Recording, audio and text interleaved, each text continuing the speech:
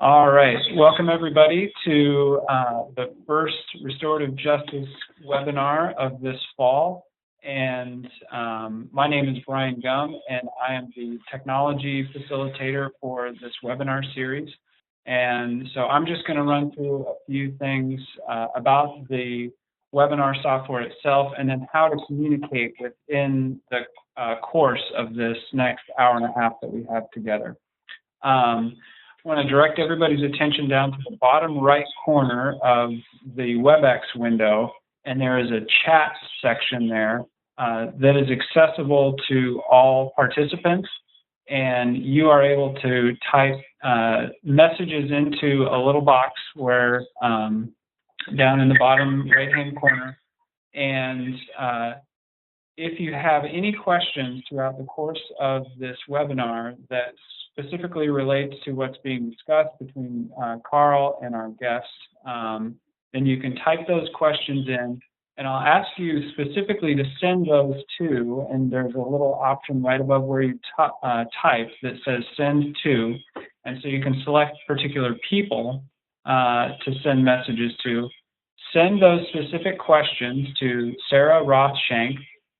She is in the same room with Karl, and she is going to gather those questions and then find ways to get them to Karl, so Karl can kind of bring those questions up over the course of the webinar.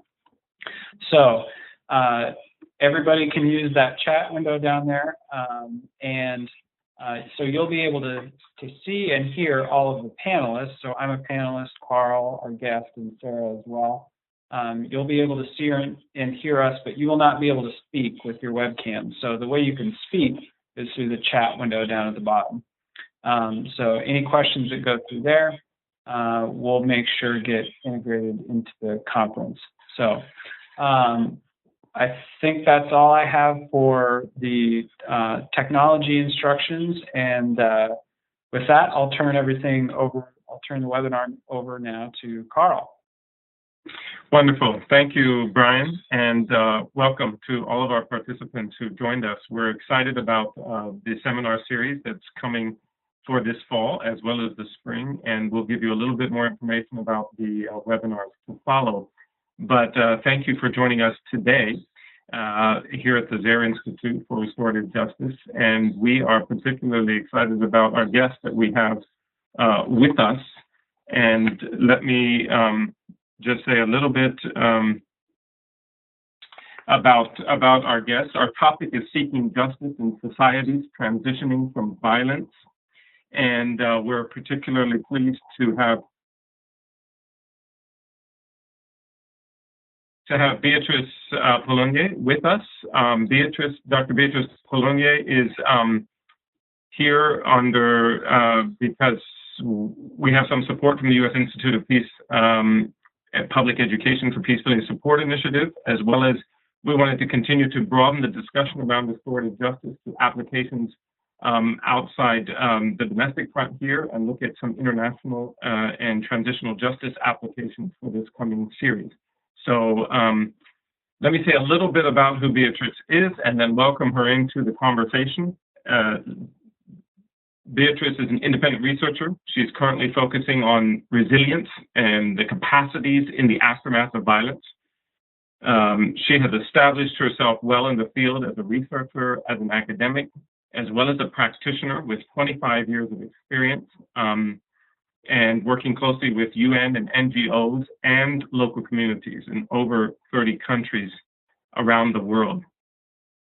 Beatrice developed and led an international research action program called Reimagining Peace, which addressed the process of post-conflict reconstruction. And she's also the author of a number of books, some that some of you may be familiar with. I know we use some of them in our coursework here.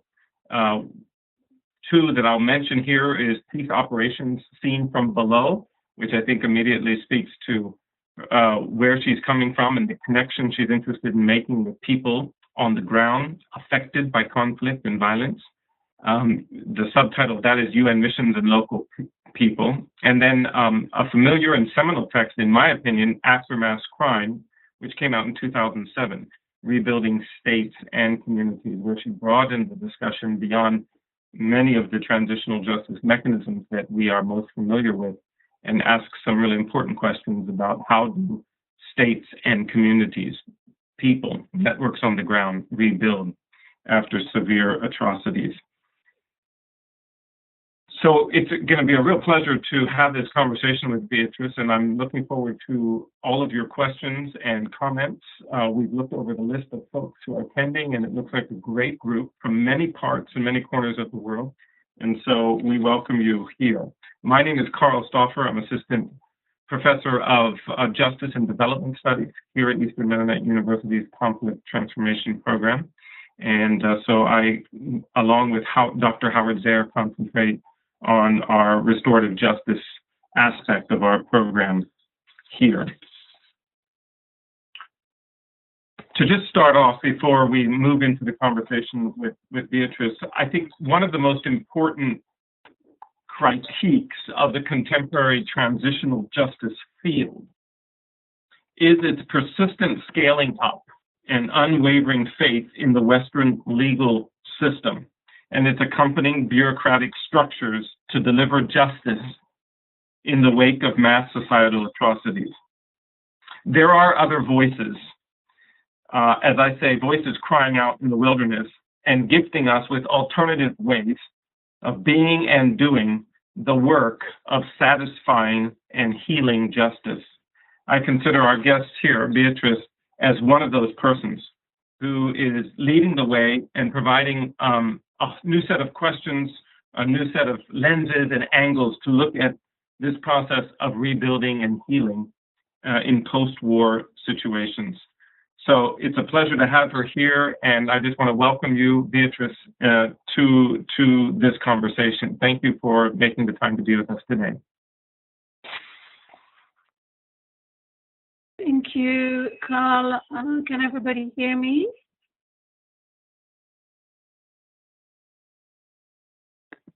Go ahead. Can you hear me? Yes, I can hear you, Beatrice. Okay. Thank you, Carl. Thanks very much for inviting me, and thanks for your kind introduction. Good. What we're going to do today, for those who joined us, is Beatrice and I are going to have a bit of a conversation, and hopefully that will provide the framework and a number of hooks for you to ask questions that would be of particular interest to you. And then once we've had some more of that discussion between Beatrice and I, we will provide ample time for a look at your questions that you've been sending through to Sarah Rothshank. So please continue to think about what you want to ask and what your concerns are in regards to this topic. Beatrice, I want to start us off. You continue to give a compelling invitation for us, your readers, and for the transitional justice field in general, to refuse easy answers and seek after, borrowing from our journalist friends, the story behind the story, the hidden, unintended consequences of mass violence and crime. For you, this quest goes beyond just individual trauma and the sort of individual trauma therapeutic model that some may be familiar with, and the popular press and others have spotlighted. And you ask some harder questions. And I know one of the things you've given a lot of thought about is the whole system's impact of trauma. How does trauma impact a corporate, a collective, a society? So I'd love for you to talk a little bit on how you describe those levels and dimensions of the impact, and what are some of the key elements of those lived and collective traumas that you've worked with over the years. Thank you, Carl. I'm going to, I hope everybody sees, use just a few slides, just because a webinar is a bit dry sometimes. So just to support what I was saying, I put some pictures. I can talk a little bit about the pictures afterwards if you want. But thanks, Carl. So the thing I want to highlight here is how we make the connection between individual and collective trauma, because when the same starting, receiving a little bit more attention like 15, 20 years ago, it's relatively recent that we really try to have a dialogue between different disciplines and pay more attention to that. there was a tendency to, and there's still sometimes a tendency to kind of jump from the individual to the collective. But my question and the question of the colleagues I work with was, what is a connection really? So the two things, there are two ways to look at that. The first is to understand those mechanisms, and some of the elements may be, self-evident kind of for you, but they're important to remember. And the other aspect is really to talk about the impact. And the reason why we distinguish those, and the reason why, in my sense, it's important to understand those is because then the type of work you're going to do is going to have to address those specific points you have been able to identify. So the first aspect is how can we explain, or what are the mechanisms that explain that you not only have a lot of individual traumatized, but you also have an impact at the collective level. The first aspect is beyond the large percentage of individuals displaying symptoms of trauma, there is a systemic effect in the sense that having traumatized individuals may change family and community dynamics. And it often does. And two factors I want to highlight that here is that in most crises, in most situations, we have what we call complex traumas, meaning people who have not been exposed or traumatized only. It's not because you are exposed that you are traumatized, but will not only be traumatized by one event, by a series of events along their lives. And think of situations like Palestinian people, Sudanese. Think of the cycles of violence in East Congo or Afghanistan. Think of long-term dictatorship like Syria and Libya. Beyond the quote-unquote immediate conflict, there is this long-term history, like 30, 40 years of violence, of systematic violence. And so you have people who have been exposed to this long-term violence and this long-life violence. That's one aspect of why oftentimes their presence, their mere presence, the member of the family or community has an impact on the way this community is going to live. The other aspect that I want to stress is we include in that the perpetrator's trauma, because there is also a trauma there. And again, there can be a long-term trauma, including through family, through heritage, through generations, people who may have been allied at some point with a dictatorial regime, for instance, and who may have been forced one way or another to commit some atrocities. So that's one aspect. The second connection or mechanism that explains that connection is that trauma has an impact on the way people think of themselves in relation to a group. In other words, what makes trauma because of personal violence so specific? For instance, when I try to understand the difference with natural disasters, for instance, it can be overwhelming too and also traumatize people. What's specific about traumas caused by personal violence is that it attacks social bonds. It attacks a number of core values in a community and in a society. So it really questions the way people look at themselves in the larger sphere of their life.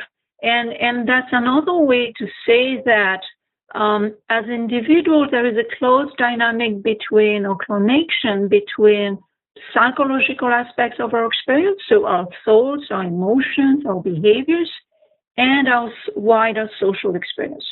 So traditions, cultures, relationships, spirituality. So all those aspects are really affected. And just, I don't want to be too long here, but just a few elements that show that.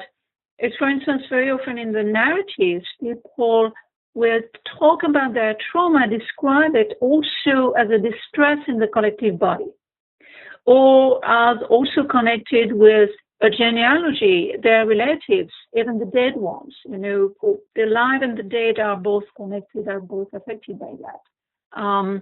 Also, they spoke about the more dimensions of the trauma and what has happened to them. So all those aspects are important. And a last point I want to mention here is the meanings, because that's something I'm going to come back onto, the meanings of the violence, the meanings of the trauma. There's a lot going on, trying to make sense of what has happened. And in that play, what plays an important role is how the outside world look at you. And I want to stress that because, situations like Syria today, that's something that plays a very important role. Are we still part of humanity? How the rest of the world is looking at us, is looking at what's happening to us. So those dimensions are very important, and that's a way to say that trauma, and that's something a lot of psychiatrists say today, trauma is also has also political, cultural, and moral dimensions. It never only has, quote unquote, those psychological dimensions. It's a much wider experience, even for an individual. The third aspect that you see on the slide that explains that you have a structural impact is the potential cycle of violence and trauma. Here, I want to stress that it's not mechanic, but there is a risk. And there is a risk that is documented that the trauma that is not dealt with may create further violence down the road. And the fourth aspect, which is very important also, is the intergenerational effects of trauma, what is often called historic trauma. The thing I want to stress here, and that's why I put that picture from a play in Afghanistan, is that this can be transmitted through silence. And the first country in which I've seen that very, very strongly is Cambodia, for instance. So these are the mechanisms that explain that there is a connection between individual and the collective dimensions of trauma. Now, what is the impact of trauma? And that would explain why we make also the connection with restorative justice. 5 main dimensions are not exclusive, but they are the 5 main dimensions that have been observed empirically and documented in very different cultures and through different disciplines, which is also important. First, very important thing, impact on social relations and trust. Transformation of relationships, and the 2 that have been the most documented, for instance, there are fascinating studies in Sierra Leone, in Rwanda, in Burundi, are intergender relationships and intergenerational relationships. The sense of community, I've talked a little bit about that. One aspect of it is that oftentimes we observe a weakening of what we call informal social control mechanisms. So those mechanisms that explain that we behave a certain way with other people, we trust a certain number of values, a certain number we have a certain number of behaviors when we are in community, and the meaning of community can vary a lot. That's why I put quote unquote, because depending on culture, it's not exactly the same. This has been very effective. And finally, what it means is that what we sometimes call civic trust. So the trust between citizens who don't know each other, but who refer to more or less same kind of values, again, same kinds of rules, is no longer there, which means also that collective action is much more difficult. And that, again, is extremely important when you try to rebuild, when you try to transform, when you try to get out of violence. So that's the first series of consequences. The second series is the impact on behavioral norms, and it's very connected. But here, one aspect which is very important is what sometimes we call cultural trauma. The fact that cultural beliefs and values tend to be lost, tend to be, to completely fall apart because of the violence. And there are some form of violence that play a very important point as role in that, and I want to emphasize that just briefly. One is massacres, so systematic, massive violence and even more genocide, but even massacres and relatively localized massacres have that effect because of the massive impact on a given community. Repetitive transgressions of taboos, so sexual violence, amputations like we saw in Sierra Leone, for instance.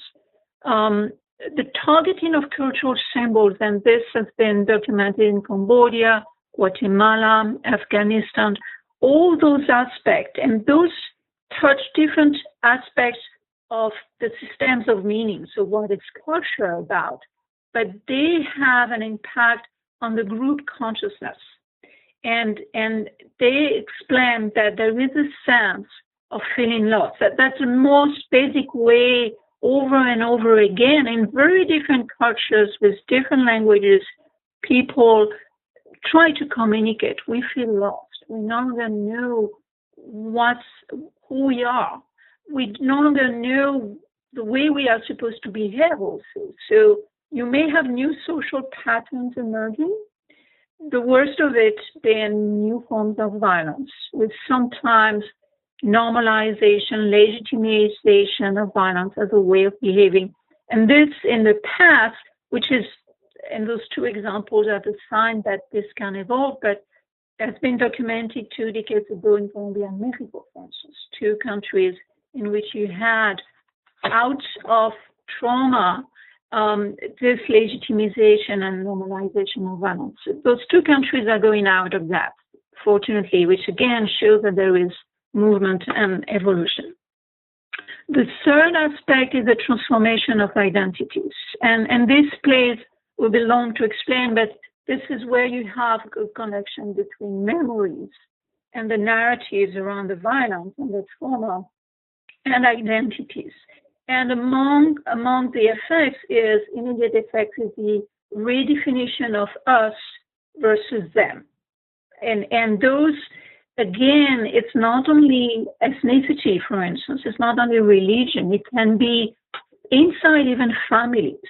So there's a huge shift, a huge impact in the way people identify themselves. The fourth impact is the impact on state-society relationship. The perception of there are institutions, and I want to emphasize here that it's formal and informal institutions that are both affected by that. It's who is going to help us, who is going to protect us. What is the legitimacy of the values? What is the trust we can put in the leadership? It's very, very important also. And fifth, it's maybe, I'm not going to be long on that because it may be more self-evident for many, but there is a direct impact on the economic well-being and development. You know, when you have a large percentage of people being traumatized, suffering from trauma, you know, having difficulties to function, you know, people often have basic difficulties to function on a daily basis. This has an impact on the society as a whole.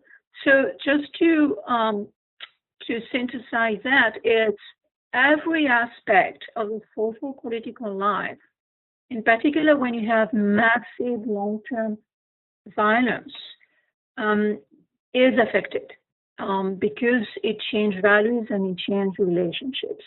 And one last aspect I want to stress that is been an undercurrent in all that I have said is people as themselves, and during the violence too, and if some of our listeners are familiar or in contact with Syrian people now, they can hear those questions. People ask very fundamental, more existential questions.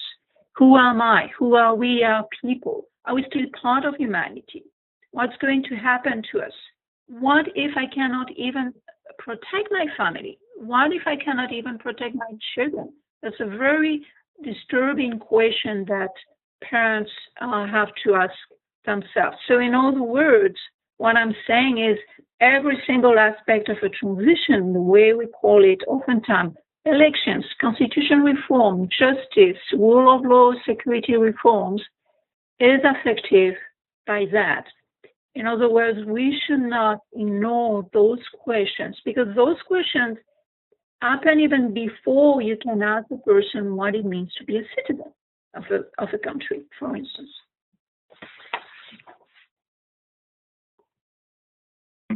Beatrice, I think that's opening up a great backdrop for our conversation here. And I particularly like how you're drawing together from various fields, which is what I think makes restorative justice as strong as it is, and that is its overlap with trauma, for instance, and the memory and the intergenerational transmissions that happen. And I think many of us are teaching and working in the field of restorative justice because we do believe that it has a value system and a frame and a practice set that can begin to address some of these issues at various levels in society. But I would like to hear from you. It seems to me, and maybe that's just because that's what I'm listening for, but there seems to be increasing calls from the transitional justice, the established transitional justice field, for looking at a focus on more restorative dimensions of what they do and how they do it. And so I'd love to hear from you. How do you connect restorative justice and the restorative dimensions of our work with transitional justice processes? Yeah, I think that the call is coming from the people themselves, and show that indeed there is a need for restoring. So, and I want to stress here that it's not about criticizing what is done. That's not the point. It's just trying to ask ourselves the difficult questions and push a little bit more to be able to hear what people say and support them the best way. So that's what I want to stress. The first aspect that is very clear when you come from a trauma perspective, so to speak, is that a punitive dimension is not enough. Punishing, putting aside people is not enough to heal. For one part, and I'm not going to go there because it will be a long discussion, but because there is no clear connection to say it that way between healing and justice. It's very complex. And for instance, we have documented many re-traumatization processes through transitional justice. So it's really, we need to be very careful in thinking, okay, justice is going to be enough for people to heal their trauma. It's much more complex than that. Doesn't mean that it doesn't play a role, but it's complex. And punishing is not enough, including because people, what they want is to be restored. What restoring means, it means social repair in the different dimensions of that repair. So individual healing, but repair of the community and what we had together. How can we reinvent that? Reimagine what it means to live together. It means restoring trust. That's part of the restoration. Trust among ourselves, which imply also what I call sometimes reimagining a political community, because everything has to be reinvented. And restore citizens' faith in institutions, state institutions, but not only. All institutions are concerned by that, including family. So that's one aspect. The second aspect is oftentimes justice is seen as retrospective. We look at what has passed. It's important, but it's not enough. People need justice also to be perspective, to look towards the future, to be able to help the society move forward and build a future. What does that mean? For instance, publicly reaffirming norms, values. These are the things we believe. Gradually building a common narrative, which is a very important process, and I will come back to that because it cannot be done by one mechanism only. It's a very complex, diverse process. And again, giving meaning to that history, giving meaning to that narrative. So the justice mechanism needs to help the society move forward. And when you listen to people, that's what they want, which doesn't mean, which sometimes is a translation that is made, that they want to forget. Now, saying that, there are different ways you can look at that. yes, to leave, you need to be able to forget. I mean, you need to be able, oftentimes people have told me that I don't want to be only the raped woman. I want to be able to live my life without being this traumatized person all the time. So that's part of what forgetting is about. But what they are saying is they don't want to erase as if nothing had happened. That's not what they are saying. What they are saying is they want to reinvent a future that is based, defined on positive values also, that is defined on something that is new, that has been reinvented. So that perspective dimension is very important. Third aspect that the traditional justice system is not necessarily well equipped to deal with is that you have very diverse stories, very subjective stories also. I will come back to that. And how do you capture that in one mechanism? Just to give a few examples, experiences of violence generally vary a lot from one region to another, one community to another. You don't have one history of the war. It's very diverse. When you look at dates and places that are particularly important turning points in the violence, they are not going to be the same. The needs of the people vary very greatly. What people would ask will be different. So capturing that diversity of local histories that oftentimes, when I talk with people during the violence itself, I tell them, one of the things that is important is to have a microgeography of that violence, to be able to gradually build up those narratives and have a sense of that diversity of experience so it's not lost. So it's how you remain inclusive, you remain diverse in a bottom-up process that is locally owned, and put that in a national framework. And one of the reasons why I put the little box about Casas de la Memoria, it's just because it's one example, and it's in Peru, where they have been trying to find, and it's a local network of civil society organizations, to find that answer. So a network of houses of memories. They don't do the same thing. They don't necessarily have even the same partners, but they offer at the village level, the city level, the neighborhood level sometimes, a space where people do what they want, and they do a wide diversity of things there. So finding those mechanisms are very important.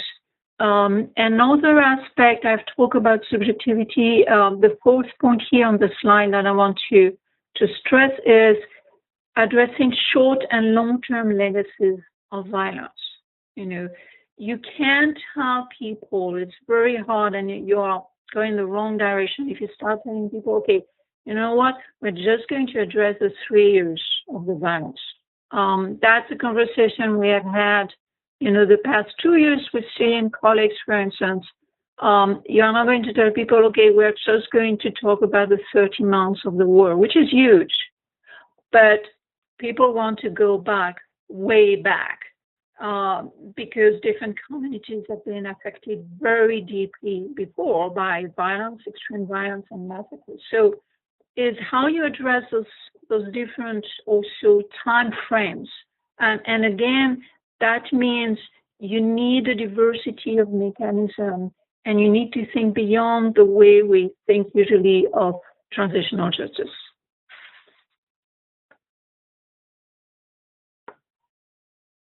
Well, I want to tie this to the next question right away, too, Beatrice, because I know that you've been moving into the forays of working with what I call the healing craft of indigenous justice processes. And I don't want to insinuate, first of all, right away, that all indigenous processes are restorative, but there are links.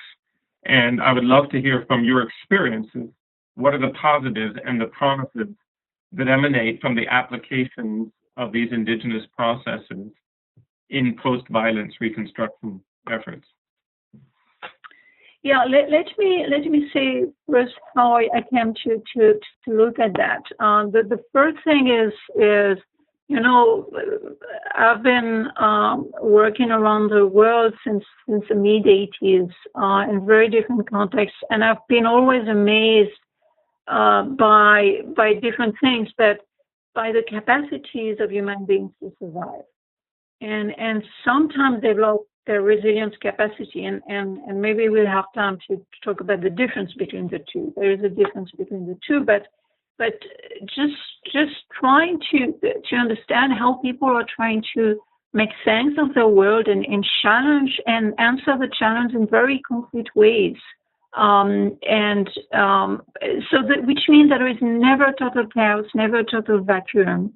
And oftentimes the most immediate help, the most important help, is given by the local people and not by the international community, whoever that is. So it's just looking at what is, looking at how do people function? How do they try to go to survive and then go beyond the survival? So that was the first point of departure, so to speak, and looking at local resources first. The second aspect is that, for the past a bit more than a decade now, a number of indigenous mechanisms have been documented quite extensively. The most famous cases or known documented cases are Mozambique, northern Uganda, Sierra Leone, but you also have cases documented in Angola, Guatemala, Peru, Cambodia, Timor-Leste, Indonesia, just to mention a few.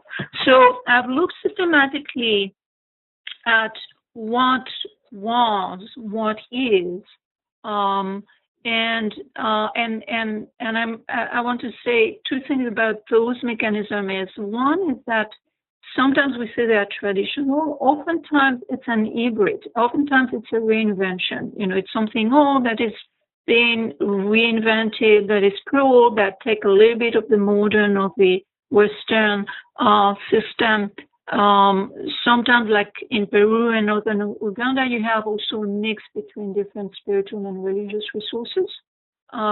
People make their mix. So it's never, when we think of indigenous, we have sometimes this very weird vision of something from the past or so-called traditionals, where traditions are reinvented all the time. That's what traditions are. So I think it's important to keep in mind. So what I'm going to mention here in terms of function is, again, with a pluridisciplinary perspective, I've been trying to understand what are the functions of those systems that are endogenous, so that are systems that people have put in place themselves, sometimes with an outsider somewhere, sometimes without visible outside influences, which doesn't mean that they have not borrowed from outside. Usually they do. And try to understand how do they perform? What are their functions? And look at that, having in mind, and maybe we can come back to that notion, what we know or what psychiatrists in particular were saying in terms of what's necessary for people to be resilient. Because I wanted to know if that would support collectively, but also individually, because the two, for me, are very important and have to go together. So it's with that line that I've pulled out those four functions. What they are, in my mind, is they are things to remember when we look at mechanism or when we reinvent mechanism, to say, do we have that? Do we have those aspects? Because those aspects are important for people individually and collectively. So the first thing that for me was remarkable about those mechanisms is that all of them supported the psychosocial recovery of individuals and communities. So they were really working hard at that articulation between the two, which among other dimensions implied that giving space to individual suffering and narratives. There is almost always one way or another, and it's not necessarily through talking, but a way where narratives are given space. And different narratives, including the narrative of the perpetrators and the victims, they are given space. And they are, which means that there is an acknowledgement of the suffering and a recognition and a validation of the trauma. And I can tell you, I've been in communities where I've seen that in action, in particular when the trauma of the perpetrators was recognized. It doesn't mean that, oh, you are a good guy. No, it just say, yes, there is a trauma there, and the community is hearing that. It was amazingly transformative and healing for everybody. The process of giving space to that and having the perpetrator, whoever he was, and I'm talking about low-level perpetrators, so people who are embedded in the community, former soldiers, former militiamen, those kind of people, but sometimes have done absolutely horrible things in the community itself or nearby.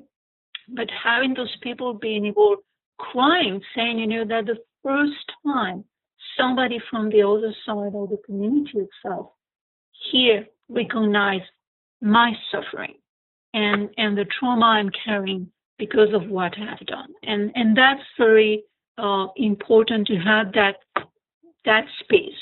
The second aspect is that there is always a set of mechanisms that have as an objective to support reintegration, rebuilding trust. And that means almost always reaffirming these are the rules. These are the rules that have been violated, or these are the news, and it's important to respect those rules if we want to have a life in the community.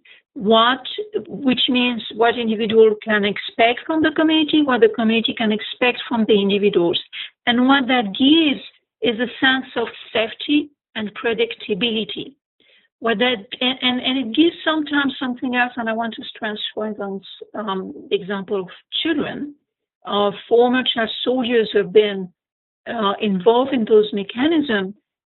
That also oftentimes, when this happens, allow them to be children again. Because what is said is you are a child. No matter what you have done, you are a child, so you have to obey the adults. And you have to refer to somebody who is not a child, and you are no longer the boss. And this allows them to be a child again, which is often a big request that they have. So it's just an apartheid, but I wanted to mention it because it's important. And for instance, to give another example, typically what you would have is you would have an agreement, for instance, between the perpetrators, the victims, and the community. And oftentimes in that agreement, and sometimes it's written agreement that everybody signed, and then there were rituals to firm that agreement. The rules, the collective rules that were violated are mentioned, which means also somewhere is said what happened was wrong.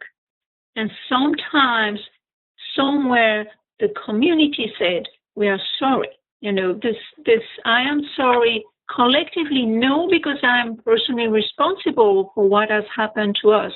But collectively, we have let you down. And that's something very important. And again, that reinforces for people the sense that we have that predictability again. We know what we can expect. The third function that is also very important is giving sense to what has happened. There is a strong dissonance,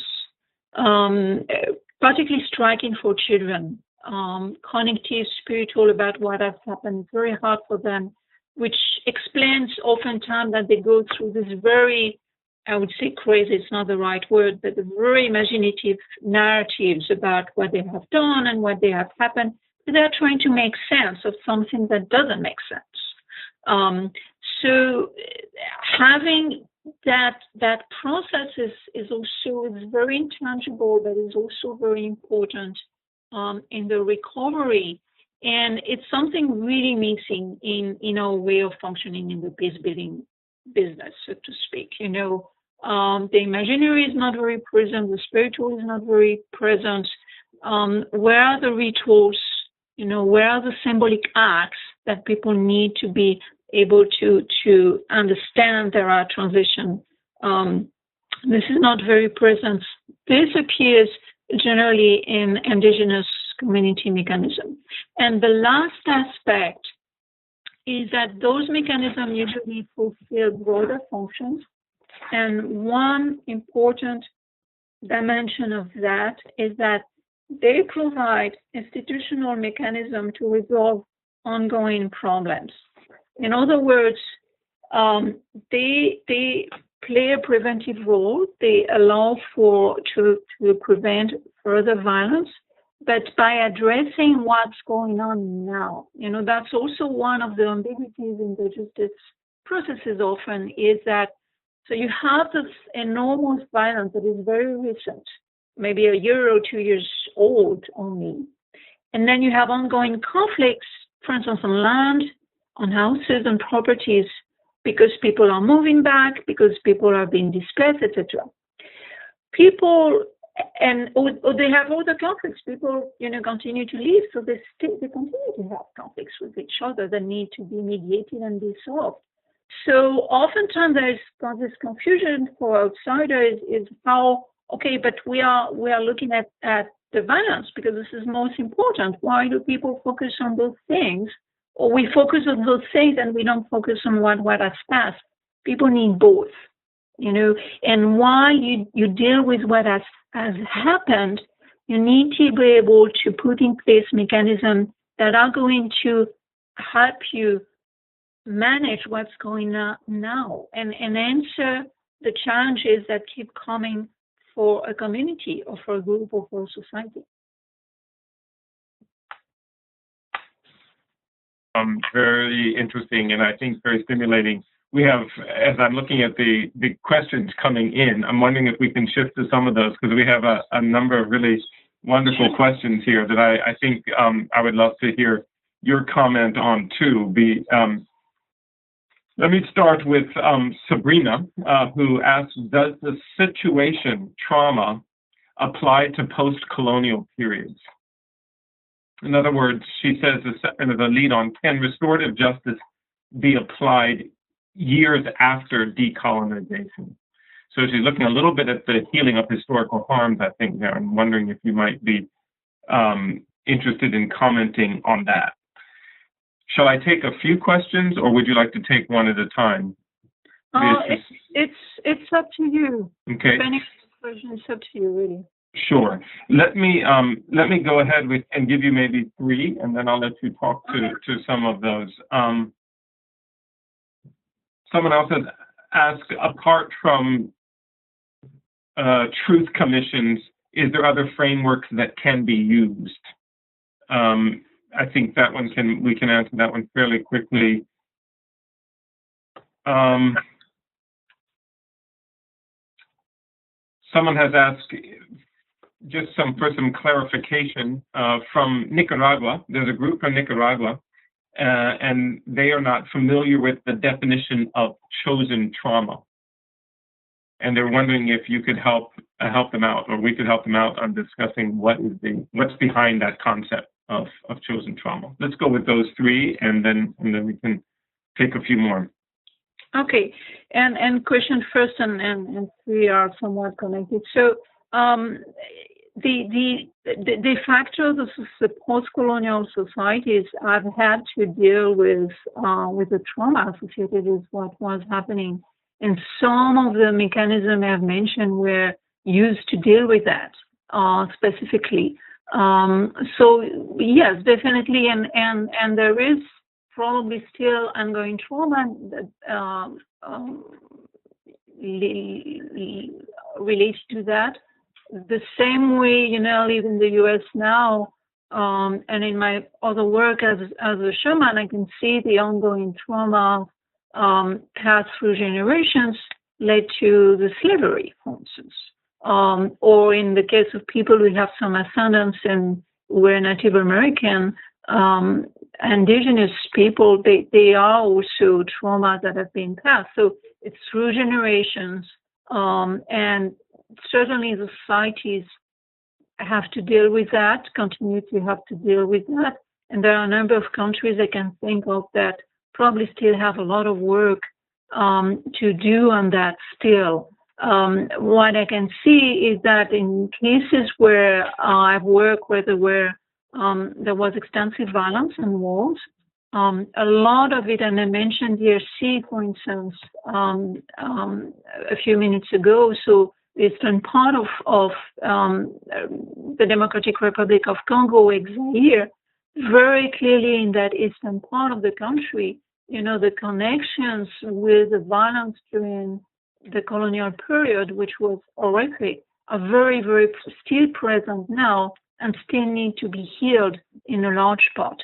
Now, the ways they are present are both because through generations, the trauma may be passed directly or indirectly, but also because there is this group consciousness, so to speak. So sometimes we talk about that in terms of cultural violence. So what are the ways people relate to each other? What are the narratives? What are the different components that constitute that consciousness and collective consciousness that are still present in a society and can date back, several generations. So it's an ongoing process that goes through different mechanisms, including literature. It's very present in all forms of art, in particular if you take the African continent. You can see this process even through poetry, literature, paintings, music, continuing. Chosen trauma, so I hope that answers the question. Chosen traumas, it's a way to talk about historic trauma. What it refers to is that how does society choose the events, particularly traumatic events, as a turning point or at the center, cornerstone of a narrative, of a national narrative. This can be very uniting, but this can be also very problematic because oftentimes it excludes groups.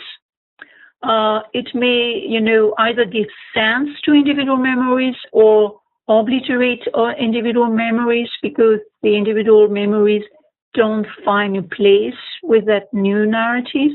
So chosen trauma is a process by which a group, so it can be at a family level, at a community level, society level, and when it's at the society level, oftentimes political actors play a key role into that.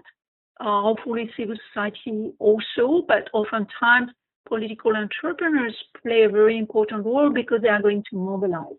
So they choose specific dates, specific events to anchor the narrative. And that's an important process that the society needs, but it can be, there are, many potential difficulties and very serious problems in that process. So this is what is called chosen traumas, is what do we choose that are events that have some traumatic impact that are going to be points of reference, so to speak.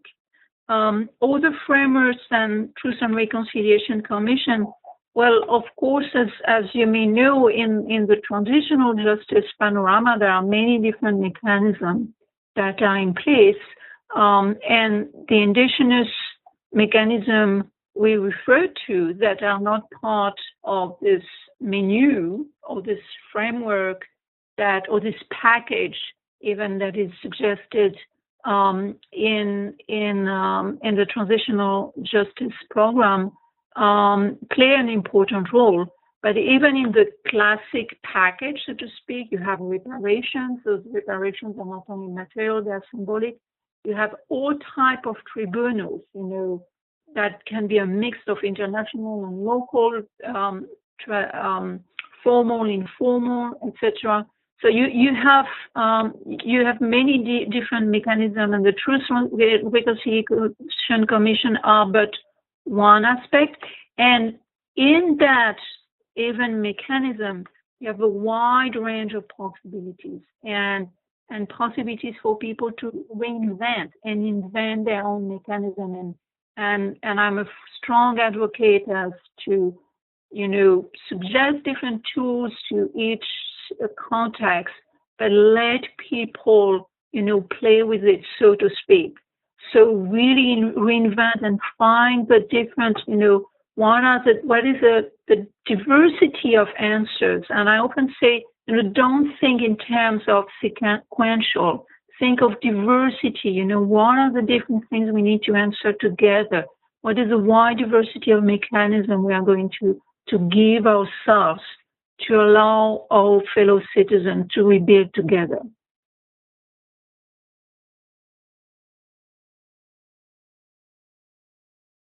Around reintegration processes like DDR, the demobilization, disarmament, and reintegration, and how do we reintegrate abductees and children, child soldiering issues.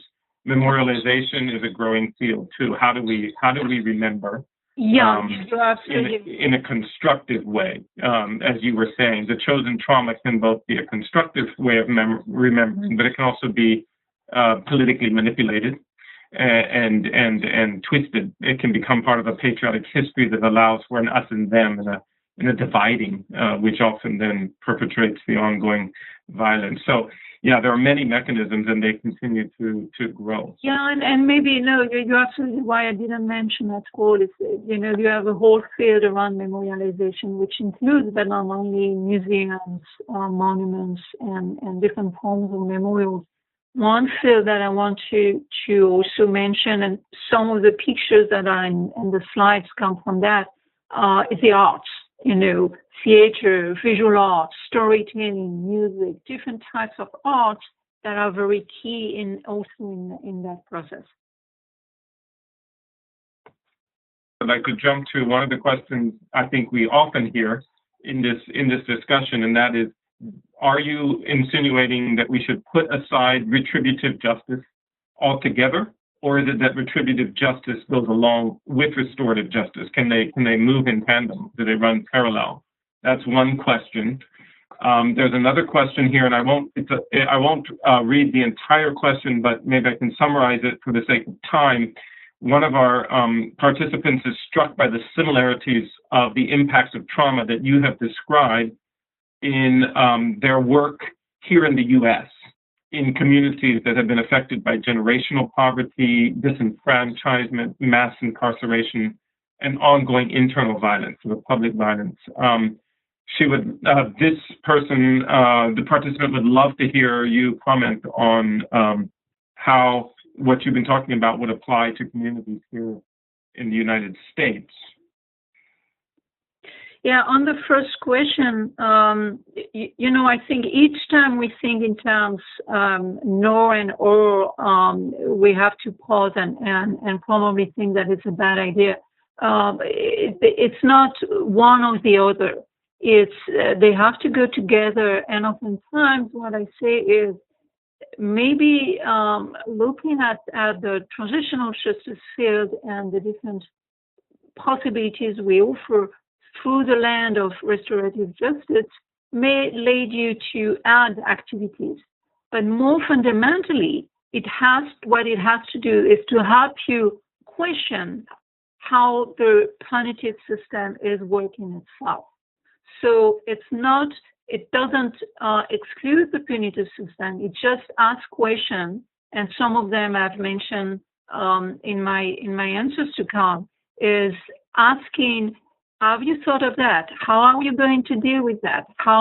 And think differently and be imaginative in the way even the punitive system is going to function. So in my mind, then, what individual societies decide is their choices. In some instances, you may have societies who decide that for a certain number of crimes or certain number of perpetrators, for instance, on the community level, there will be no punitive justice as such, that they will process things in different ways.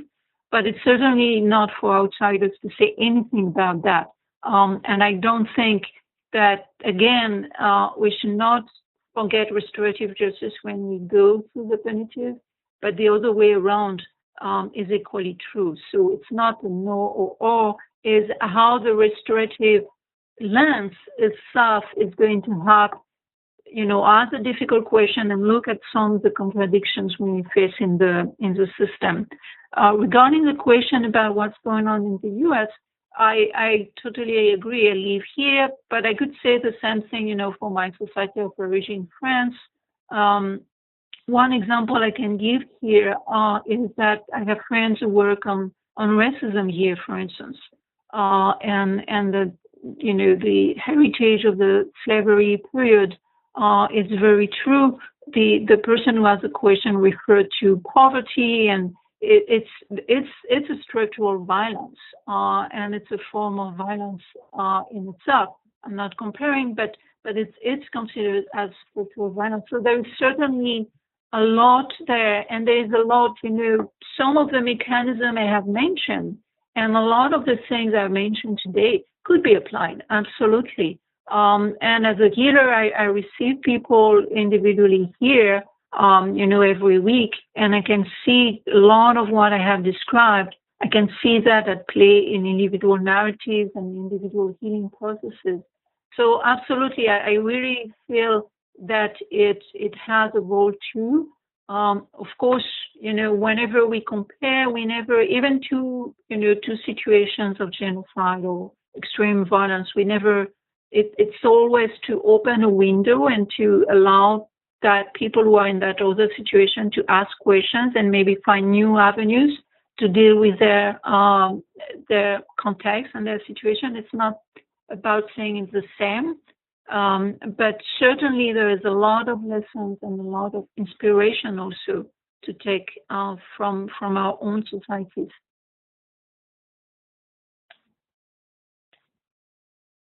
You've talked through some really important issues here, and I might just add, I think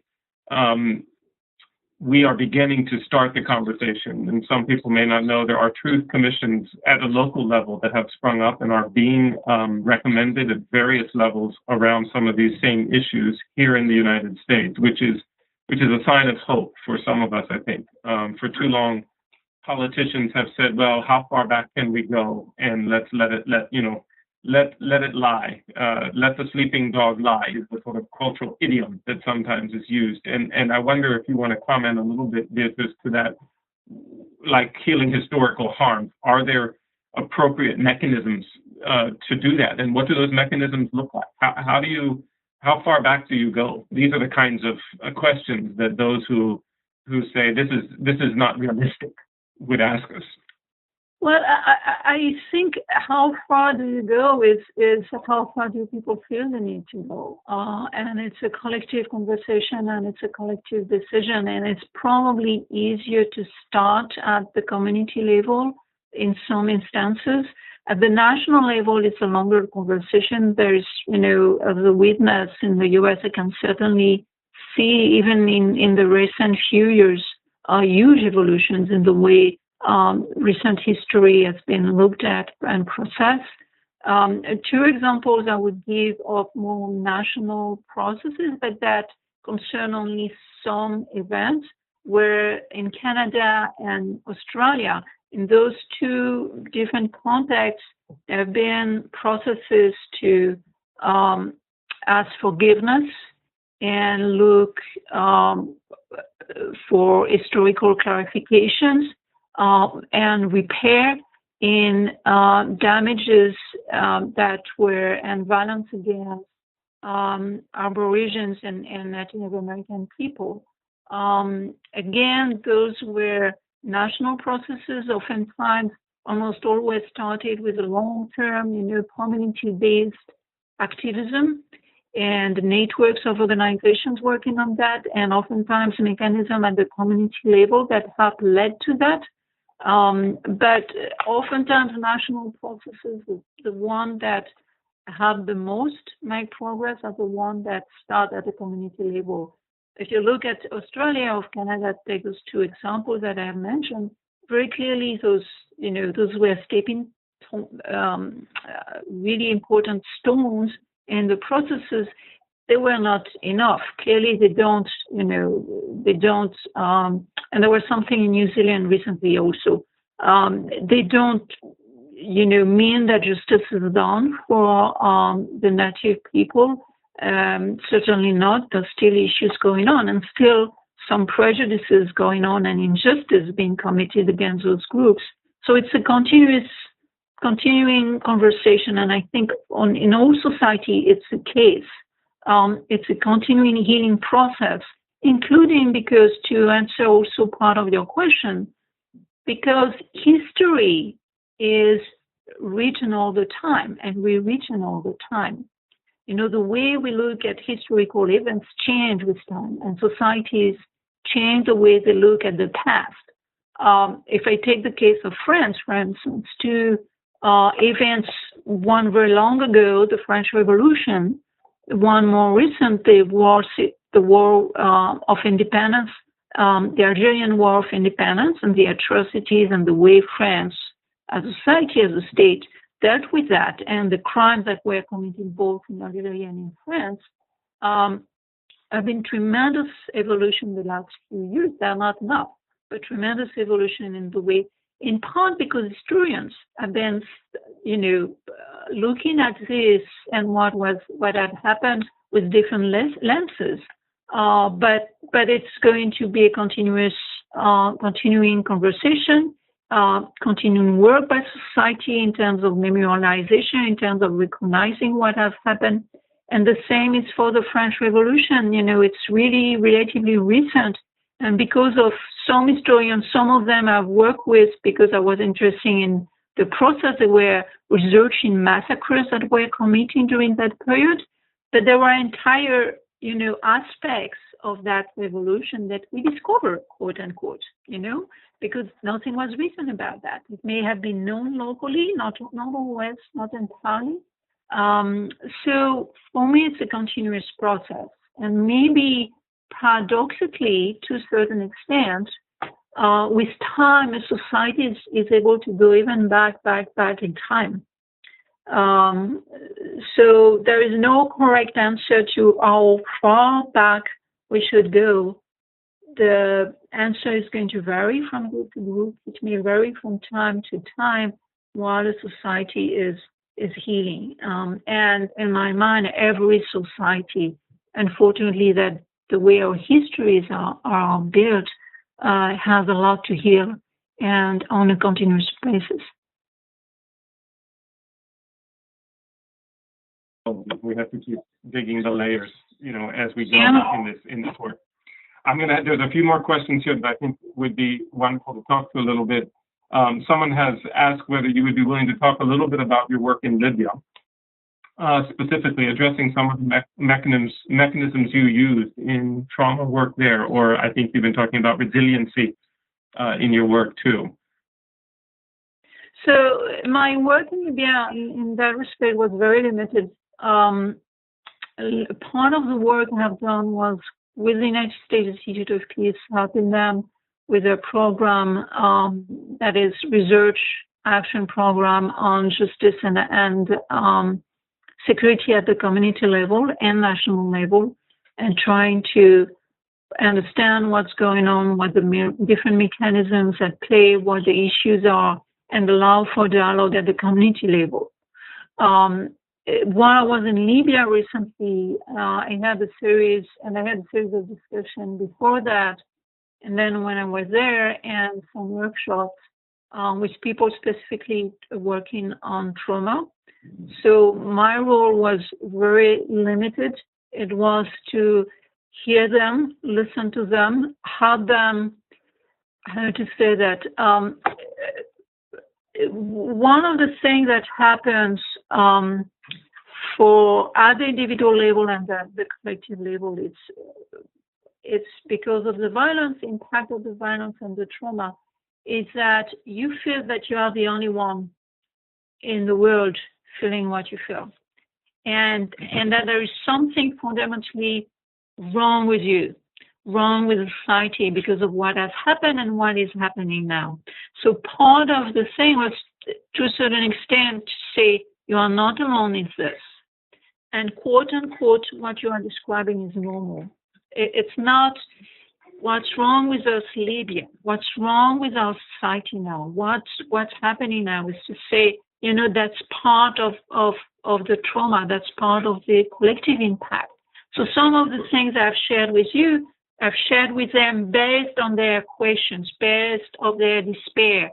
And it was, both professionals of the trauma, so to speak, but also organizations of women, imams, different actors who deal with the trauma and at an individual and collective level on a daily basis. So saying you're not alone and there is nothing wrong with you as an individual and as a society. And then was to talk a little bit about their resources beyond, because they don't have enough therapists. They had almost no therapists. There are a few emergency programs that have been put in place, and some people train very quickly, but it's not enough. So it's to say, okay, what are the resources? What's happening with the imams? And for instance, one of the reactions people had when they heard that I was a shaman, they said, oh, we have shamans too. So then the conversation was, well, what's the rule? What's going on there now? Who is at the community level, who is taking care of people who are not doing well? What's happening or not happening for the militias, for instance? And why do they numb themselves with alcohol and drugs and all kind of medication and stuff that explain that, aligned with the fact that they are armed, they create a lot of issues. That may be linked in large part to the trauma. So having that type of conversation at the community level to allow people to see, okay, what are the different resources that we have or that we may have, or the different ways we may think about. So giving them examples from other societies saying, okay, this is what they have done here in that context. This is what they have done. This is the type of issue they had. That's what they have done to inspire them. And then at the national level, it's more in part sensitization and trying to convince politicians and decision makers that they have to deal with that. That, for instance, dealing with the trauma of the militias is might be a big piece of the answer to the security issues they are facing now. Mm-hmm. Wonderful. There's much we could pick up on that. There's an interesting question coming from Mindanao, and I don't know how familiar you'd be with the situation in Mindanao, but we have someone who's working there and asking the question, what do we do with local histories, diverse local histories of trauma in a place where, like Mindanao, where there's distinct regional dynamics, stereotypes, and you know, the rest of the country looks at Mindanao in a negative and has marginalized them. So how do we begin to work with, in other words, not only do they have a trauma that they're working with, but they also have they've been given a collective identity, marginalized. Their identity has been marginalized from the majority of the country. Any comment on that? Well, I don't know that situation. So my comment or my answer would be based on other experiences I know. It's pretty common, you know. Each time, in particular, you have groups for a certain from a certain identity, or groups who are more marginalized or localized, who have been particularly victimized. It will be more difficult for them to have their own narrative and their own point of view. I'm thinking of situations in Indonesia, I'm thinking of Peru, I'm thinking in different places, Guatemala to a large extent, but Peru was even more specific because a lot of the violence during the war was in the area of Ayacucho and against indigenos. So in those cases, the two things that are oftentimes important is it has to involve community processes. So how at the community level people are able, what are the resources they have or you can provide them so that a conversation, a dialogue, new narratives can be made. And again, artistic tools are often very good for that because through theater, through visual arts, through different means, you can have that diversity of narratives and conversation happening. But the tricky part, but it's true in all processes, but it's particularly tricky here, is at the same time, you need to have a conversation at the society level. So what are the bridges? What are the connections you can make? And oftentimes it's civil society organizations that allow that to happen. So to have a connection, to have at the national level some kind of recognition or possibility to hear that story, to listen to it. And again, what I've seen in many cases is that arts were really helping to start having that those different voices being heard by the rest of the society, and having individuals and groups in the rest of the society supporting those local processes so that bridges can happen. And that means, among other things, that you need work also in schools, in education progressively to happen. You really need work at different levels of the society. It takes time, and it takes dedicated individual individuals and groups to do that, but it's possible. It's not easy, including because a lot of the prejudices and the narratives have been imposed and have been internalized. So there is a lot of stereotypes and a lot of visions of oneself that reinforce that vision of the victim. But the bottom line in all those processes is really to allow people to no longer recognize that they are not only victims, that they are also subject and actors of their own history and their own story, and that they have a role in telling that story again. So it may start with very simple, very modest initiatives, theater workshops, a play that's been creating on that basis. So already incorporating different visions and different stories and being played in different places. In other countries, I've seen wonderful work of this type being done with visual arts, where you had both individual and collective stories being done. Because it's art, because it's, different, it's beautiful, it's an exhibition then that is going through the country. It really touches people. It really starts a conversation. It doesn't replace the political process. It doesn't solve any of what we have said. Again, solve everything. There is no magic bullet. But being imaginative and creative and allowing, giving different example and type of resources and see what echoes people, what they would be willing to do. And it may start with a small group of people, but it can be very, very powerful. Thank you, Beatrice. We have about 5 minutes before I turn it over to our final bit, and I'm gonna have to beg the forgiveness. There's more questions than there are time here. But let me just say, if you would, in that 5 minutes, maybe help us just with there's been some question of any comment on what would a restorative justice or a transitional justice process look like in Syria at this point. And if you were to pilot a project, for instance, at a national level or a subnational level, what would your recommendation be on that? And that could take a long time, I'm aware of that.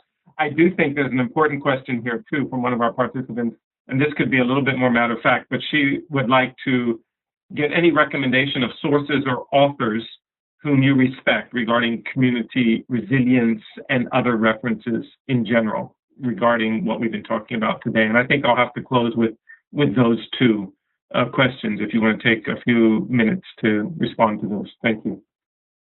Well, with Syria, there have been different projects and processes. One of the ones I've been involved with to support them, and as a facilitator, they were the one doing the work, is part of the Day After project.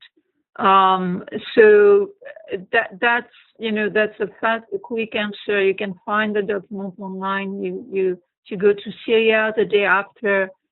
They have their own association that is based in Turkey, and in that particular project for about a year, there was a series of conversations and discussions with people from inside and people from the diaspora, from all spectrum of the society, to try to think about the different dimensions of transitional justice in Syria, and you will see that there's a wide diversity mechanisms that they were thinking of, and with difficult, discussions and conversations about some of the choices they had to make. And so it's really diverse. It's really trying to give voice to the different grievances and different issues, use different mechanisms, different time frame.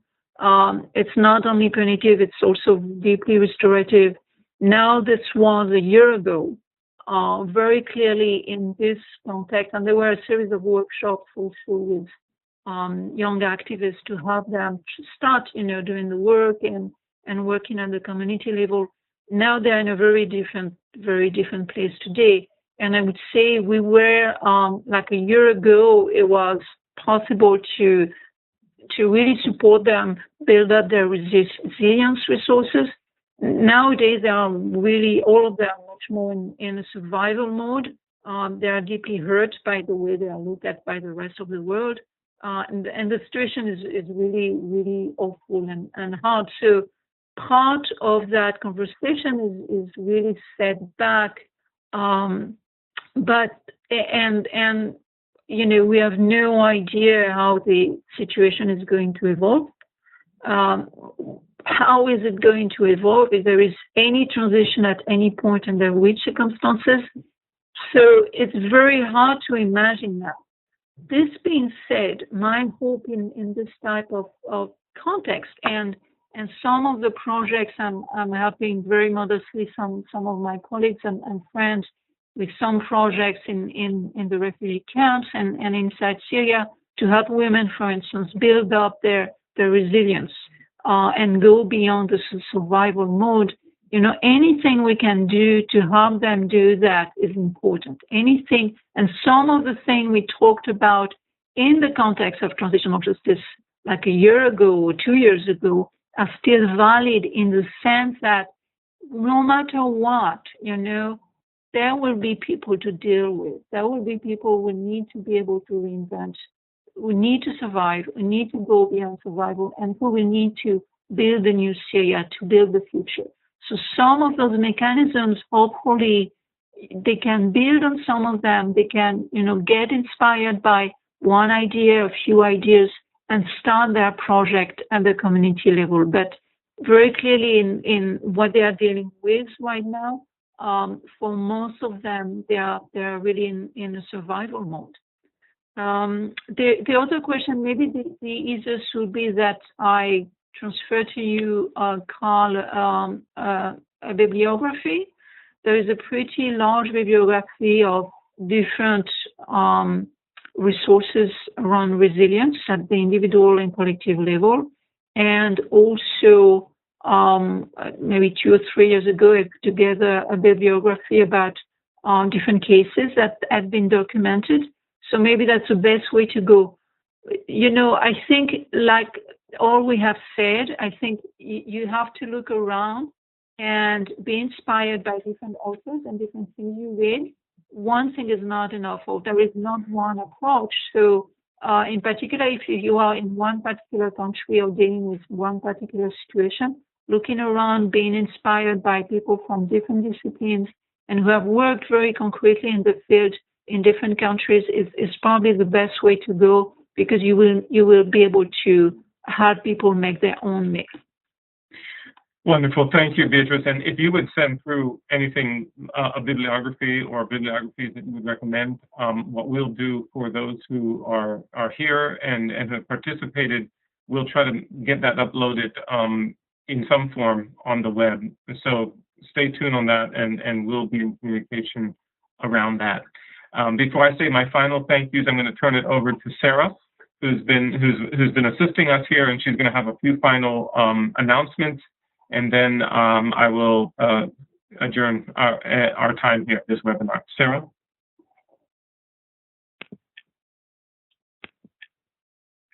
All right. We just wanted to let you know of upcoming events this semester. The next webinars will be October 23rd with Chris Marshall, Restorative Justice and the Cultivation of Public Compassion. So we invite you to join us for that. The others you will see here on November 13th and December 4th. You may sign up for those at the link provided there. Also, we have a new mailing list here, and if you would like to stay updated with information from the Zehr Institute, please sign up for that. Upcoming announcements and resources will be provided through that.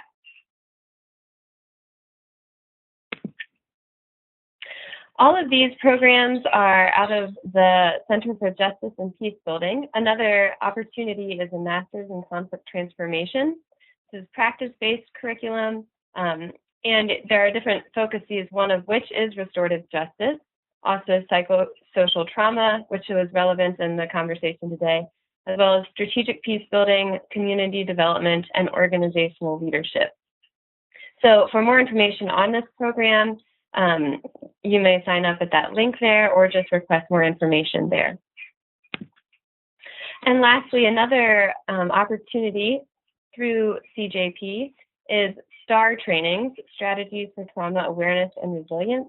Upcoming opportunities for that are in Minneapolis as well as here in Harrisonburg, Virginia. There's STAR Level 1, and then Level 2 is being offered in November.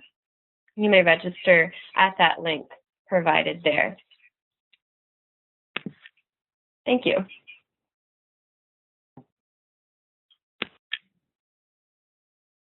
I just want to say thank you very much to Beatrice for giving us your time and your wisdom and your spirit in this conversation. And I think you've helped us both broaden and deepen the conversation. And I think all of us have been enriched by this interchange. So thank you very much. And we appreciate your time given to this.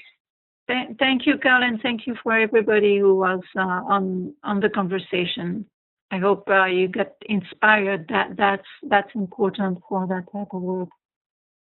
I think you've helped to cast a nice new vision that many folks, and we have participants coming from many parts of the world, will be able to take something with them. So we look forward to all of you signing up and coming back and telling others about our upcoming webinars. And thank you for taking the time to be with us. Thank you. All right.